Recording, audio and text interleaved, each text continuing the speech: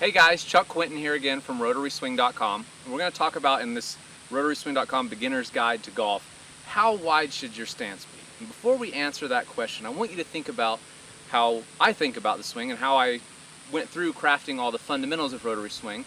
We went through and thought about what are we trying to do with our stance width. Seems really simple, but I come from a very technical side of thinking about things, and so I like to gather requirements before I start setting apart fundamentals. So to me that makes sense.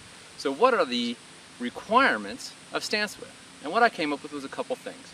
One, I wanted to have a stance that was wide enough that if I wanted to really go after it, I'd be very stable throughout my whole swing. So if I take a really, really wide stance, you're gonna have a hard time coming up and knocking me down.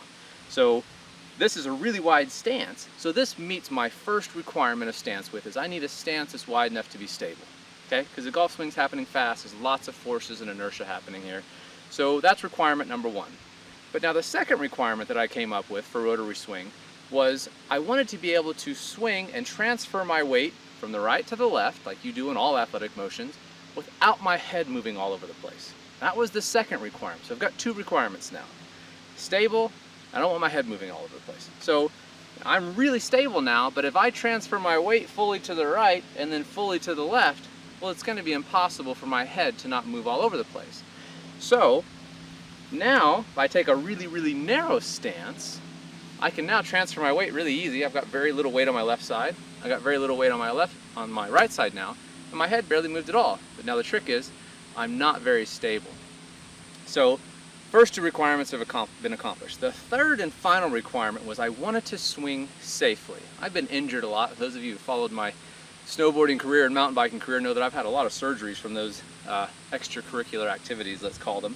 And so I wanted rotary swing, the rotary swing tour methodology to be very, very safe and efficient. And so I had to find a way that would allow my joints to stack up and be in alignment at impact in a way that would protect my hip socket, the labrum on the left hip, and the cartilage that's in there.